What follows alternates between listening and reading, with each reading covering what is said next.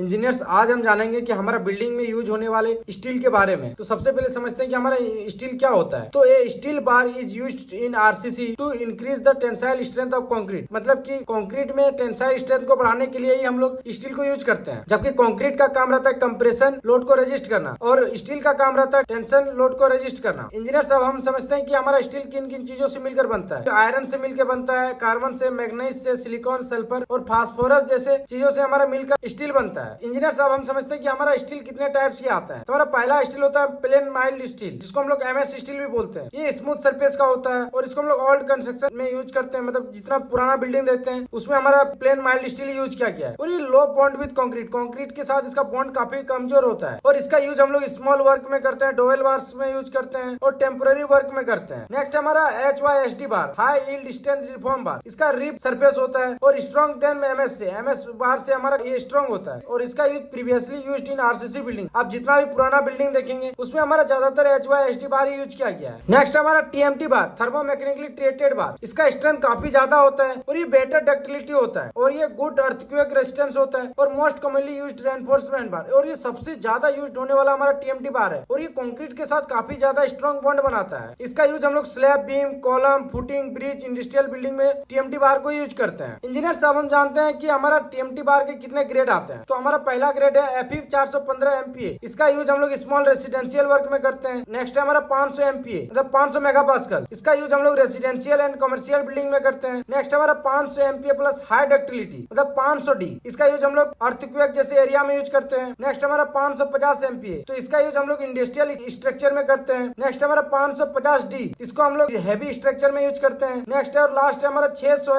MPa, तो इसका use हम लोग स्पेशल प्रोजेक्ट में, बड़े प्रोजेक्ट में हम लोग 600 MPa का स्टील को यूज करते हैं। इंजीनियर्स अब हम समझते हैं कि FE का मतलब क्या होता है। कि आप देखेंगे जब भी हमारा कोई भी सरिया आता है तो उसमें लिखा हुआ रहेगा FE 550D, FE 500D, FE 600D। तो FE का मतलब क्या होता है? FE हमारा आयरन का केमिकल नाम है और 500 का मतलब हो गया minimum yield strength of 500 MPa। 500 का मतलब होता है कि उस स्टील पर 500 न्यूटन पर mm स्क्वायर से अगर उस पे टेंसाइल फोर्स से खींचा जाए तो आसानी से ये लोड को रजिस्ट कर सकता है विदाउट फेलियर के साथ। जबकि 500 से अगर हम ज्यादा लोड दिया जाए तो हमारा स्टील क्रैक आ जाएगा और वो वापस शेप में नहीं आएगा। आप समझते हैं कि इंजीनियर D का मतलब क्या होता है? D का मतलब होता है डक्टिलिटी, मतलब ये बार हमारा पहले बेंड होगा उसके बाद ही टूटेगा। इसका एग्जांपल हमारा FE 500D हो गया, FE 550D हो गया। जो सरिया में हमारा D आता है इसको अर्थक्वेक जैसे एरिया में हम लोग ये सब सरिया यूज करते हैं।